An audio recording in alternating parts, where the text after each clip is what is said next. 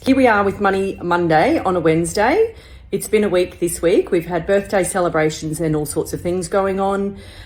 This week I wanted to talk to you about self-managed super funds. So we've got a lot of clients at the moment that are looking to buy a property, whether it's residential, commercial, or rural property, and they've got no servicing. So that means that they've got no income left after all their expenses and their existing debt to buy a property. So they're looking at where else they might be able to what avenues they can use for financing.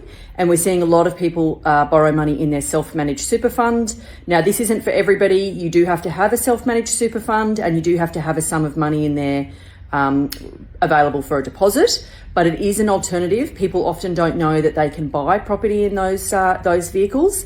So if you are, I guess, a little bit sophisticated in terms of you don't just own your own house, you're wanting to do things, you've got a chunk of money in super, and you're wanting to perhaps buy something but know that you can't necessarily afford it in your own name, come and talk to us about a self-managed super fund, talk to your accountant, talk to your financial planner. Just keep in mind that if you buy a residential house in your self-managed super fund, you can never live in it. Last week I had a client come and see me and say, after 12 months, I'm going to move into this unit on the beach. And I was like, you can't, it's in your self-managed super fund. And they didn't understand the rules. Now, I don't understand all the rules either, which is why we use the specialist skills of accountants and financial planners.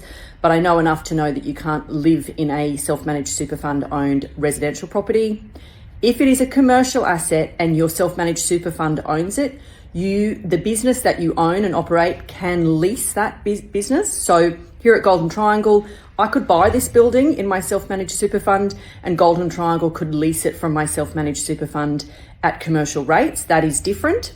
But for principal place of residence, you cannot live in a property owned by your self-managed super fund. So the tax office is a few steps ahead of you there.